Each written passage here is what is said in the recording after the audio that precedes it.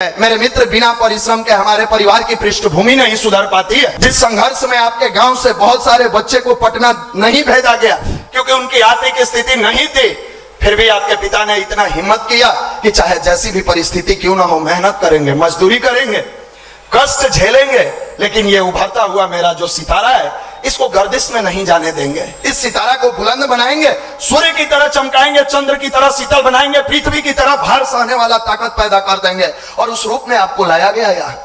मेरे मित्र, अब जागने का समय आ गया है। अभी तक आप सोए रहे क्योंकि आपको आईना दिखाने वाला कोई नहीं था।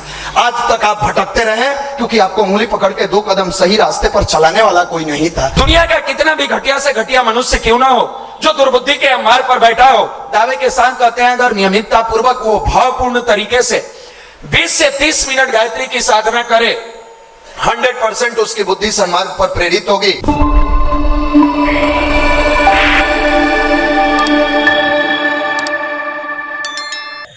अभी बताया जा रहा था यहाँ आने से आपका जीवन कैसे बदलता है।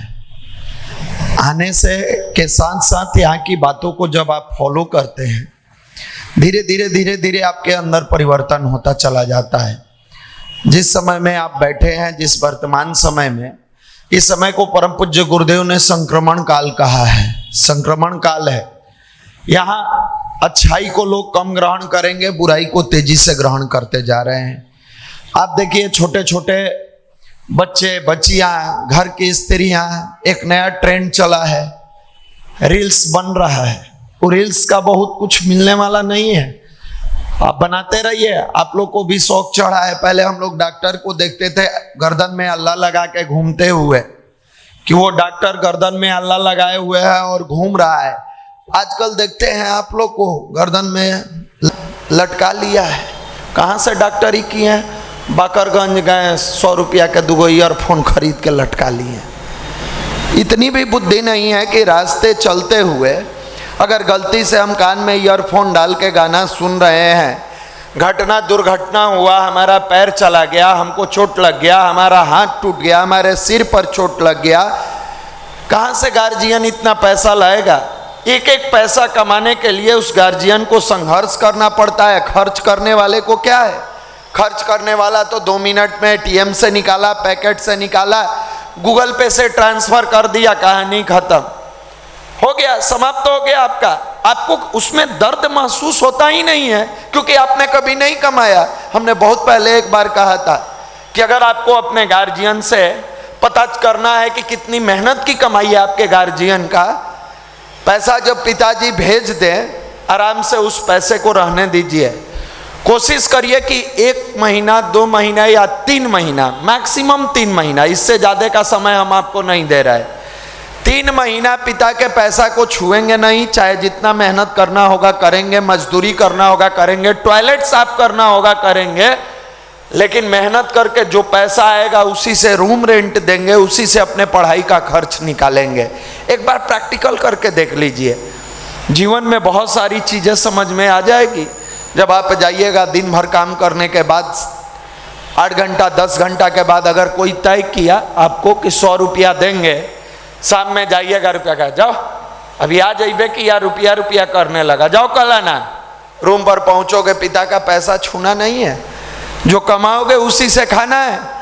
अब रूम पर जो आटा है, सान के रोटी बनाइए, सब्जी तो मिलेगा नहीं क्योंकि पिता का पैसा खर्च करना नहीं है, आपको मिला नहीं है। कल देगा तो आप बनाइएगा, मंगाइएगा। फिर अगले दिन गए, काम किए, 100 रुपया का काम किए, 50 रुपया देगा। जब 30 दिन घिसेगा ना आपकी हड्डी, सबसे पहले आपकी बुद्धि जागृत हो जाएगी कि हमारे पिता को इसी तरीके से अपने बदन को घिसाना पड़ता है, अपने बदन को तड़पाना पड़ता है। आप जितनी आसानी से पैसे खर्च कर देते हैं मेरे भाई, उतने आसानी से वो पैसे आते नहीं हैं। आपको समझ में नहीं है कि कितना मेहनत से वो पैसा आता है। इसी समझ को विकसित करने का नाम भारत का अध्यात्म है। अध्यात्म, जो गायत्री महामंत्र आपको अभी भाई बता रहे थे, ये क्या है? आपकी बुद्धि को सद्बुद्धि में प्रेरित करता है। दुनिया का कितना भी घटिया से घटिया मनुष्य क्यों ना हो, जो दुर्बुद्धि के अंबार पर बैठा हो, दावे के साथ कहते हैं अगर नियमितता पूर्वक वो भावपूर्ण तरीके से 20 से 30 मिनट गायत्री की साधना करे, 100% उसकी बुद्धि सन्मार्ग पर प्रेरित होगी। दुर्भाग्य है, हम मंदिर में, यहाँ युवा प्रकोष्ठ में भी बहुत सारे भाई आते हैं, बैठे रहते हैं, बैठ के लगता है जैसे दिन काट रहे हैं। भगवान की गोद में जब बैठो नो, दिन मत काटो, कभी दिन मत काटो। 8 अंग से टेढ़ा थे, क्या नाम था? अष्टावक्र, नाम सुना है अष्टावक्र का? पूरा अंग जैसे तैसे, उनके पिता का श्राप था, किसी और का श्राप नहीं था, पिता का श्राप था। पिता बहुत बड़े ज्ञानी थे, वेदों के पाठ करने वाले, बहुत ज्ञाता थे। जब अष्टावक्र अपनी मां के गर्भ में थे, उस समय पिताजी उनके ध्यान पर बैठकर अपने मस्त थे, वेद का पाठ कर रहे थे, वेदों में लीन थे। अंदर से गर्भ से आवाज आता है, उस तेजस्वी बालक का वेदों में ज्ञान नहीं होता। वो सोच रहे हैं ये आवाज आ कहां से रही है, कोई यहां मनुष्य नहीं है कौन? फिर उनको लगा कि वो भ्रम में है। दोबारा फिर उस गर्भ से आवाज आती है, वेदों में ज्ञान नहीं है। फिर वो चौकन्ना होकर थोड़े से गुस्से में आते हैं, आखिर ये हमको चैलेंज करने वाला है कौन? देखते हैं अगल बगल कोई नहीं है। फिर तीसरा बार और जोर से कहता है, वेदों में ज्ञान नहीं है। कहते हैं अष्टावक्र, वेदों में ज्ञान नहीं है। आंख बंद करके ध्यान देते हैं कि ये बोल कौन रहा है। देख रहे हैं कि गर्भ में पलने वाला मेरा ही बच्चा मुझे कह रहा है कि वेदों में ज्ञान नहीं है। पूछते हैं तो ज्ञान कहाँ है? तो अंदर से आवाज आती है, चंद्रमा कहाँ है? तो शाम का, रात का यही समय हो रहा था और चंद्रमा निकले हुए थे। उंगली उठा के वो चंद्रमा के तरफ, आकाश की तरफ इशारा करते हैं। अंदर से कहते हैं अष्टावक्र, उंगली उठा देने से उंगली चंद्रमा नहीं होता।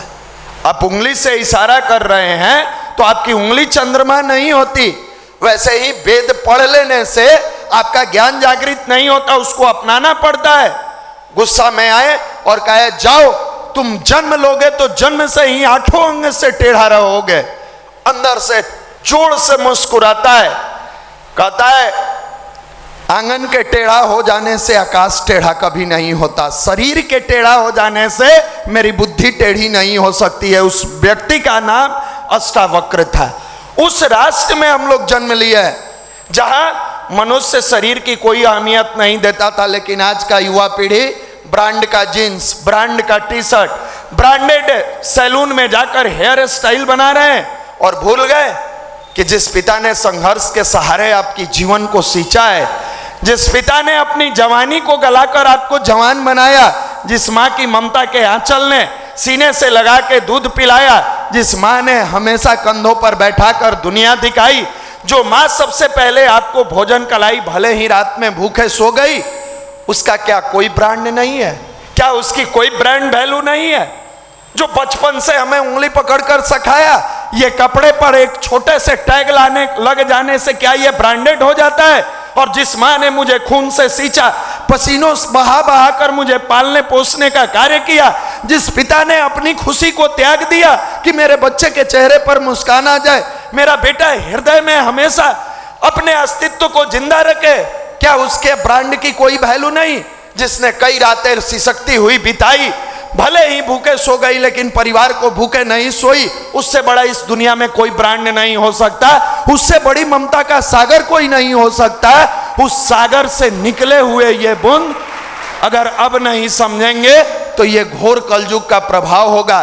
दुर्भाग्य होगा कि हम संतान के रूप में धरती पर आए, लेकिन भूल गए कि वो भी चार संतान आए थे जो इसी राष्ट्र में, इसी भारत में भगवान के रूप में आए थे, इंसान के रूप में आए थे, भगवान थे, रूप बदल के आए थे। और प्रातः काल उठ के रघुनाथा, माता पिता गुरु नाम ही माता, माता पिता और गुरु को शीश नवाते थे। आज गुड मॉर्निंग, गुड इवनिंग, हम क्या लेकर आ गए हैं? क्या यही हमारी संस्कृति है? क्या यही मेरा संस्कार है? अरे माँ के पैर, पिता का पैर छूने से जो भी बच्चा झुक के अपने माँ बाप और गुरु को प्रणाम करता है, उसके अंदर अकड़ कभी नहीं होती है, उसके अंदर घमंड कभी नहीं आता है, उसके अंदर कभी भी बुराइयां प्रवेश नहीं कर सकती। जिसको झुकने का आदत है, अकड़ तो मुर्दों में होती है, अकड़ता तो मुर्दा है, जिंदा व्यक्ति तो शालीन, व्यवहार कुशल, शिष्ट, चिंतन चरित्र उसका इतना पारदर्शी होता है कि उसकी विनम्रता पूरी दुनिया को आकर्षित करती है। कौन समझाए कि जिस राष्ट्र में प्रातः काल उठ के रघुनाथा, मात पिता गुरु नाम ही माता, उसी राष्ट्र के नौजवान अपने माँ बाप को आज वृद्धाश्रम में भेज रहे हैं और दुहाई दे रहे हैं कि मुझे शिक्षा मिल जाए तो मैं अपनी संपूर्ण समस्या का समाधान कर दूंगा। हम आप जैसे युवाओं से पूछना चाहते हैं, क्या वो शिक्षित नहीं है जो IITN बनने के बाद अपने माँ बाप को वृद्धाश्रम में भेज दिए? क्या वो शिक्षित नहीं है जो डॉक्टर बनने के बाद अपने माँ बाप को भेज दिए? क्या वो शिक्षित नहीं है जो इनकम टैक्स कमिश्नर बनने के बाद भी अपने माँ बाप को भेज दिए? क्या वो शिक्षित नहीं है जो शिक्षक बनकर भी अपने माँ बाप को भेज दिए? क्या वो शिक्षित नहीं है जिसकी माँ ने उंगली पकड़ के चला के डिस्ट्रिक्ट जज बना दिया, वो भी अपने माँ बाप को वृद्धाश्रम में भेज दिए? क्या वो शिक्षित नहीं है जो पैसे के टाइकून कहे जाते हैं और व्यवसाय के क्षेत्र में एक नाम कमाते हैं, बिजनेस का एक इतना बड़ा व्यापार खड़ा कर लेते हैं कि घर में नौकर चाकर सब रहता है, लेकिन जिस माँ ने ममता के आंचल में पालकर सीने से लगा के दूध पिलाई, जिस पिता ने अपने कंधों पर बैठाकर दुनिया दिखाई, उस माता पिता के लिए एक कमरा तक नहीं दे पाते हैं। क्या यह शिक्षा समाधान कर देगा? नहीं करेगा, नहीं करेगा। जब तक मनुष्य के अंदर संस्कार युक्त शिक्षा नहीं आएगी, यह शिक्षा रोटी दाल और पेट भर सकता है, हमारे जीवन में परिवार की अहमियत को नहीं समझा सकता है। यह शिक्षा ईंट से बना हुआ मकान खड़ा कर सकता है, लेकिन ममता के आंचल और प्यार का पिता का प्यार वाला घर नहीं दे सकता है। उसके लिए संस्कार और अध्यात्म की आवश्यकता है, और यह गायत्री परिवार काम कर रहा है। यह गायत्री परिवार वही काम कर रहा है। आपसे क्या लेना देना है?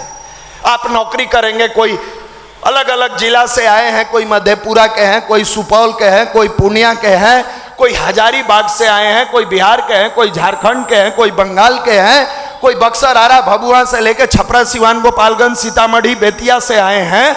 आपसे क्या लेना देना है इस गायत्री परिवार को? बस वही गुरु का दर्द है जिसने कभी कल्पना किया था बाल्यावस्था में गायत्री की संकल्प लेते हुए कि हम बदलेंगे युग बदलेगा, हम सुधरेंगे युग सुधरेगा। अगर व्यक्ति एक एक व्यक्ति अपना निर्माण करने शुरू कर दे, कोई घर में माँ भूखे नहीं सोएगी, किसी माँ को कष्ट नहीं होगा, किसी पिता को प्यार की कमी नहीं रहेगी। कौन समझाए आपको? आप कहते हो मैं इंटर पढ़ा, ग्रेजुएशन में हूं, मैट्रिक पढ़ा। हम अच्छा बनना चाहते हैं, अच्छाई की शुरुआत अपने परिवार से करो। हमारे गुरुजी लिखे हैं व्यक्ति निर्माण, तब परिवार निर्माण, तब समाज निर्माण। सबसे पहले किसका निर्माण? व्यक्ति निर्माण। आप अपने आप को बनाओ, प्रत्येक दिन चेक करो। एक पॉलिसी आज से जरूर अपनाइए, चेक एंड चेंज। चेक करो क्या मेरे माता पिता ने जिस भाव से मुझे पढ़ने के लिए पटना भेजा, क्या मैं पढ़ाई कर रहा हूं? अगर ना तो चेंज कर दीजिए, नहीं कर रहे हैं तो चेंज कीजिए, पढ़िए। अगर हाँ तो और बेहतर बनने का प्रयास करिए, और बेहतर करने का प्रयास करिए। ये क्या है? ये व्यक्ति निर्माण है। जब आप अच्छा बनेंगे तो व्यक्ति निर्माण से परिवार का निर्माण होता है। एक बेटा लायक बनता है तो केवल बेटा नहीं रह जाता है, एक माँ बाप का आज्ञाकारी पुत्र तो होता है, एक बहन का आज्ञाकारी भाई होता है, एक भाई का आज्ञाकारी भाई होता है। और कल के डेट में बड़े होइएगा, आपकी जिससे शादी होगी, एक लड़की को एक आदर्श पति मिलता है तो समाज को एक अच्छा नागरिक मिलता है। इसलिए गुरुदेव ने लिखा है, बेटा अपनी सुधार संसार की सबसे बड़ी सेवा है। अगर मन में कभी सेवा करने का मौका लगे कि मुझे सेवा करना चाहिए, तो केवल धन दौलत पर अपने आप को फोकस मत कीजिएगा। केवल पैसे, नाम, इज्जत, शोहरत से सेवाएं नहीं होती। केवल किसी को पानी पिला देने से और कुछ पैसे दे देने से सेवा नहीं होता। अपनी सुधार संसार की सबसे बड़ी सेवा है, सबसे बड़ी सेवा है। क्योंकि जब आप अच्छा बनोगे, किसी का दिल नहीं तोड़ोगे। जब आप सही रास्ते पर चलोगे, किसी को ठोकर मार के नहीं गिराओगे। जब आपका विचार पवित्र होगा तो किसी को हीन भावना से नहीं देखोगे। यही काम तो गायत्री परिवार का युवा प्रकोष्ठ कर रहा है। चाहे वो नुक्कड़ सभा के माध्यम से करे, विचार क्रांति के माध्यम से करे, संडे सेमिनार के माध्यम से करे, या यूथ एम्पावरमेंट जो हमारा 8 दिसंबर को होने जा रहा है उसके माध्यम से करे। हम युवाओं को क्यों बुलाते हैं उस यूथ एम्पावरमेंट में? आए देखे कि समाज का एक ऐसा युवा वर्ग भी है जो चिंतन चरित्र व्यवहार को मजबूत बनाता है, जो केवल किताबी ज्ञान को अपना हथियार नहीं बनाता, अपने अंदर जो संस्कार का बीज है मजबूत बनाकर केवल अपना पेट भरने वाला नहीं, दूसरे का आंसू पोंछने वाला भी बनता है। उस कार्यक्रम का उद्देश्य होता है how to concentrate yourself. जिस कार्य के लिए आप आए हो उसमें आपका कंसंट्रेशन कैसे बने, अपने आप को योग्य कैसे बनाओ, निडर कैसे बनो। सबसे बड़ी चीज एक युवा है जिसके अंदर पर्सन है तो पर्सनालिटी है। How to develop your personality, ये 8 दिसंबर का ऐतिहासिक कार्यक्रम है। हम तो सारे भाई बहनों को आमंत्रित करेंगे कि आप आइए और देखिए, सीखिए, समझिए। ये कार्यक्रम कोई साधारण नहीं होता हमारा। जिस जमाने में लोग एक बेटा को बदलने का प्रयास करते हैं, एक बेटी को बदलने का प्रयास करते हैं, नहीं बदल पा रहा है। आज अखिल विश्व गायत्री परिवार प्रांतीय युवा प्रकोष्ठ लाखों बेटे और बेटी की जिंदगी बदल दिया। किसकी बदौलत? भारत के अध्यात्म की ताकत के बदौलत, गायत्री मंत्र की शक्ति की बदौलत, गुरु के विचार की बदौलत। क्या यह संभव है? बिल्कुल संभव है। जो देखना चाहते हैं हम इनवाइट करते हैं इस पाटलिपुत्रा की धरती पर 8 दिसंबर को आप आकर देखें, इस ऐतिहासिक कार्यक्रम से सीखें। और कभी रामकृष्ण परमहंस कहा करते थे, मुझे एक विवेकानंद मिल जाए, मुझे ऐसे एक विवेकानंद मिले थे तो कहे थे कि मुझे 100 विवेकानंद मिल जाए, मैं देश की दशा और दिशा बदल दूंगा। हमारे गुरुदेव कहे हमें लाखों विवेकानंद की आवश्यकता है, क्योंकि मुझे देश ही नहीं पूरे विश्व को गायत्री में बना देना है। ये शक्ति है गायत्री परिवार की, ये ताकत है गायत्री परिवार की। आप हम भी लुढ़के हुए हैं। रास्ते चलते लड़की को देखकर मुस्कुरा लेना आपकी काबिलियत नहीं है। रास्ते चलते किसी पर फप्तियाँ कस देना आपकी काबिलियत नहीं है। आपकी काबिलियत होती तो दूसरा मुस्कुराए। आप अपने लक्ष्य को, जैसे माँ छोटा बच्चा घर में पालती है, चाहे खाना बनाए या सब्जी काटे, रोटी बेले या अपना बर्तन साफ करे, उसका पूरा दिमाग कॉन्सेंट्रेट रहता है मेरा बच्चा सुरक्षित है ना। ठीक उसी प्रकार आप जब पटना में आए हो, अपने पिता के प्यार से सराबोर होकर कैरियर बना रहे हो, उनके परिश्रम का धन ले रहे हो, आपका दिमाग एकदम कॉन्सेंट्रेट होना चाहिए। जैसे अर्जुन, पूरे लोग पता है ना मछली की क्या क्या देखे, लेकिन अर्जुन से जब पूछा गया आपको क्या दिख रहा है, अर्जुन ने बड़ा प्यार से कहा मुझे मछली के आंख के अलावा कुछ नहीं दिख रहा है। आपको अपने कैरियर, अपने लक्ष्य के अलावा कुछ नहीं दिखना चाहिए। कौन आती है, कौन जाती है, कौन आता है, कौन जाता है, कौन क्या बात करता है, कौन क्या बात करती है, इससे आपके परिवार के समस्या का समाधान नहीं होता। किसी लड़की के नंबर ले लेने से और गर्लफ्रेंड बना देने से, या लड़की बॉयफ्रेंड बना ले, उससे अगर आपके पिता और माँ की आर्थिक स्थिति सुदृढ़ हो जाती है तो आप नंबर ले लो। हम कहते हैं नहीं सुधरती है। मेरे मित्र, बिना परिश्रम के हमारे परिवार की पृष्ठभूमि नहीं सुधर पाती है, नहीं सुधर पाती है।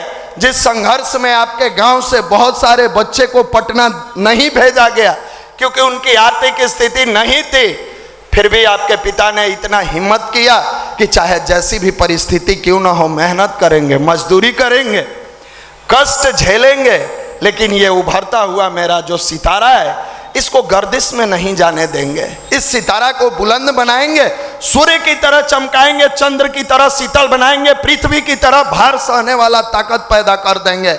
और उस रूप में आपको लाया गया यहाँ। लेकिन आप अपने जवानी के इस स्वर्णिम काल में सौभाग्य को दुर्भाग्य में बदल रहे हैं और कहते हैं मैं भी तैयारी कर रहा हूँ। आज जाकर एक बार चेक करिएगा आप किस चीज़ की तैयारी कर रहे हैं। क्या पिता को बेवकूफ़ बनाने का? क्या पिता के पैसे के ठगने का? आप कैरियर की तैयारी कर रहे हैं ना? जागृत शक्ति पीठ पर बैठे हैं, कलेजा पर हाथ रख के पूछिए, क्या ईमानदारी से 8 घंटा सेल्फ स्टडी करते हैं? नहीं करते हैं। आप नहीं करते हैं, झूठ बोलते हैं, टाइम पास कर रहे हैं। आप 8 से 10 घंटा रील्स देख सकते होइएगा, वो हम मान लेंगे। क्रिकेट देखते होइएगा, वो भी मान लेंगे।